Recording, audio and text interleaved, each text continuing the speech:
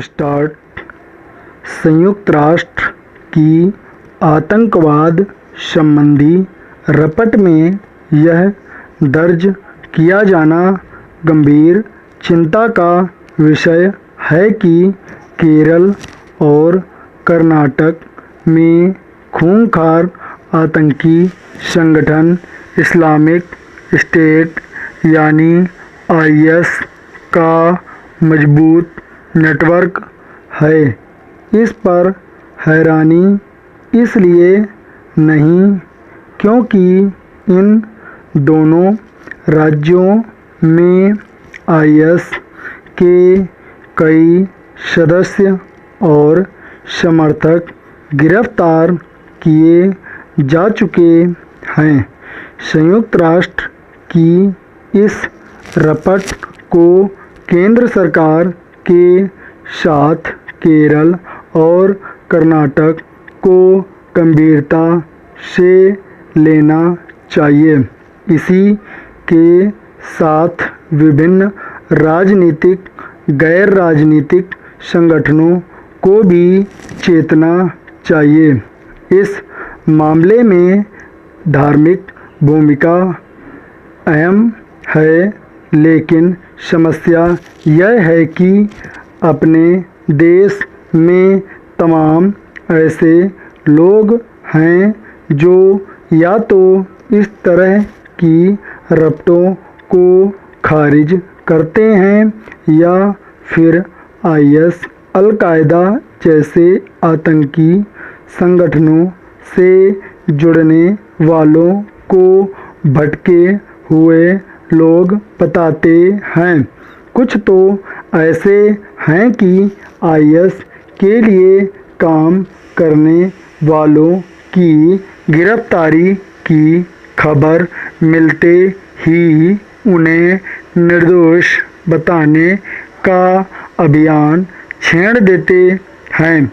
इससे भी खराब बात यह है कि इस काम में अगुआ बनते हैं तमाम पढ़े लिखे लोग और साथ ही राजनीतिक एवं धार्मिक नेता।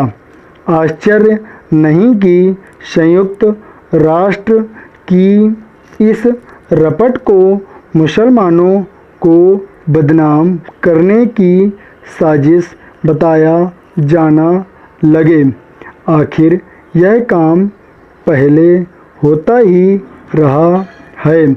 ऐसे तत्वों को बेनकाब और हतोत्साहित करने की सख्त ज़रूरत है।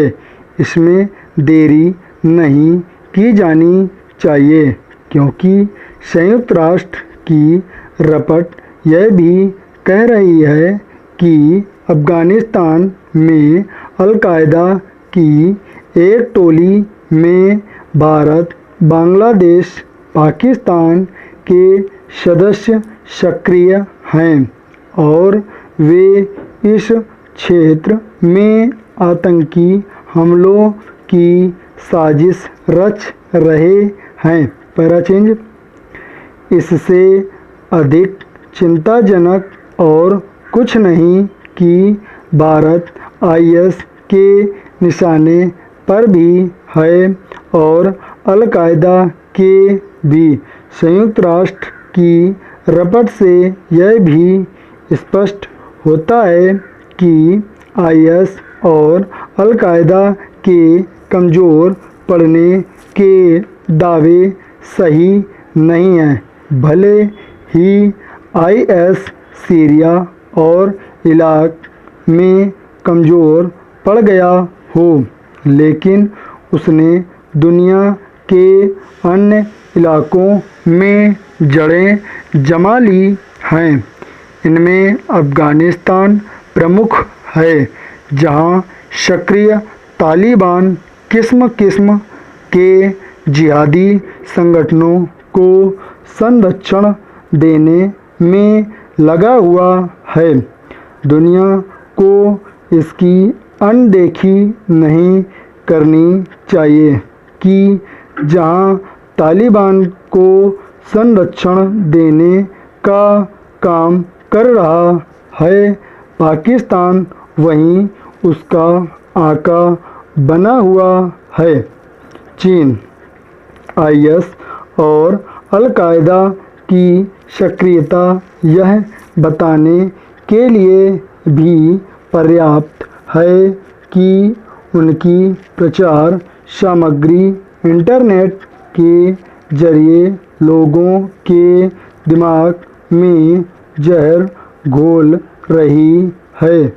भारत को न केवल इस जहरीली सामग्री के प्रसार को रोकने के लिए सख्त कदम उठाने होंगे, बल्कि विश्व समुदाय को इसके लिए चेताना भी होगा कि इंटरनेट किस तरह आतंकवाद को खाद पानी दे रहा है।